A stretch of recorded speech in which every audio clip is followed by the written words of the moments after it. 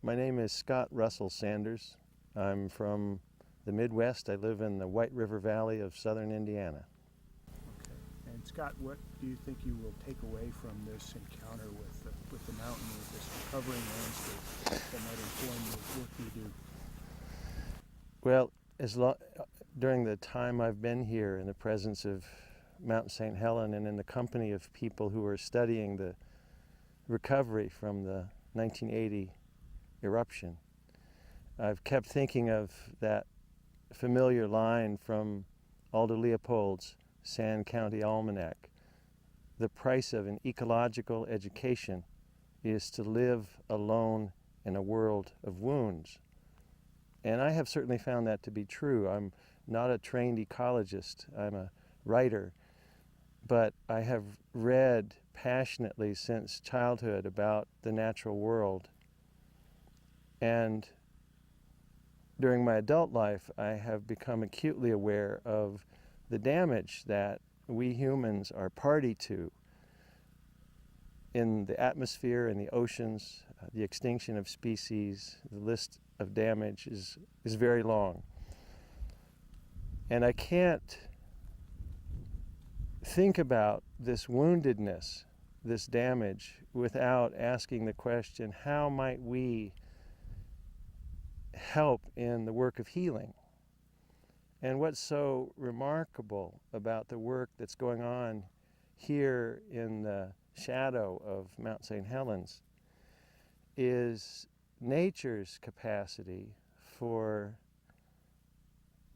not restoring the landscape to what it was before the eruption. It will never be exactly the way it was. It's constantly changing. But to re-energize, to revivify a damaged landscape. So I'm heartened and impressed and moved by nature's resilience and nature's vitality that's so manifest here. But I'm also deeply moved by the human effort, the effort of scientists, the effort of foresters, the effort of people who are trying to understand how this process of healing happens in the natural world, what we can learn from it, and how we might apply some of what we're learning to the work of restoration, the work of healing elsewhere. In my writing, I'm trying to translate what I understand from my travels, from my reading of science, from my encounters with people doing restoration work, for example. I'm trying to translate that into terms that will make sense to ordinary citizens, to people who don't have the privilege to come to such a place or don't have the time to read the scientific studies. And I see myself in that sense as a kind of messenger, as somebody who goes and learns from a landscape, from other animals, from scientists, from other artists, learns from them and returns to my home base and tries to translate that into narratives and stories that I can then send out into the world that might help others gain some of the insight that I've been given from these places.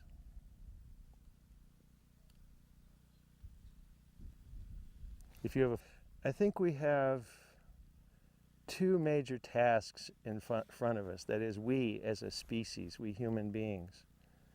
One task is to learn how to live on the planet in a way that provides us security, provides us the food we need and the shelter we need, at the same time respects the limits of the natural world. So to live on the planet in a way that we could imagine continuing, a sustainable way of life, continuing for generations and generations and generations without damaging the earth. That's one kind of work that we have in front of us. The other major task we have is to undo some of the damage we've already done. It's not a matter of restoring the earth to some pristine condition. Nature is a constant flow. The earth is constantly changing. It's more like a river than it is like a fixed rock. But the healing process is a matter of working with the powers of the natural world, the resilient powers of the natural world, working with them almost as a gardener works with the soil and the sun and the rain and the nutrients and the insects, working with those powers to help, for example, endangered species to recover, to help damaged landscapes to recover some degree of vitality by restoring prairies, for example, by restoring wetlands, by helping to clean up rivers, by reforesting land that has been deforested.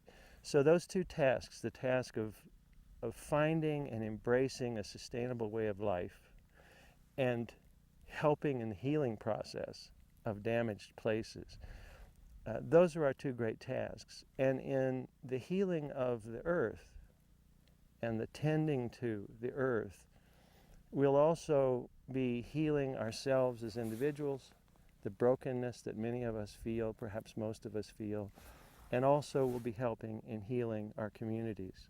It's work that needs to be done around the whole planet, but it's always work that's specific to a particular place, because biological processes are particular processes. They vary from place to place.